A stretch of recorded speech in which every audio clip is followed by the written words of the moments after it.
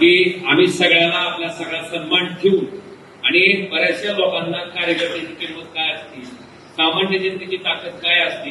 मला वाटते पाटील साहेब तुम्ही आमदार झाल्यापासून, माझा प्रवेश झाल्यापासून बऱ्यापैकी लक्षात यायला हळूहळू सुरुवात झाली आहे.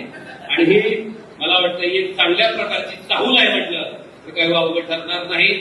आणि आपल्या पुढे काही बोलत नाही साहेब, पण खासगी ही सुद्धा कार्यकर्ते म्हणजे बरं झालं बाबा आम्हाला माफीनं विचारायचं असं मन मोकळेप्रमाणे. कारण साहेब मी त्यांच्याच राहणारा कार्यकर्ता आहे, त्यांच्या भावना जाणणारा मी कार्यकर्ता आहे.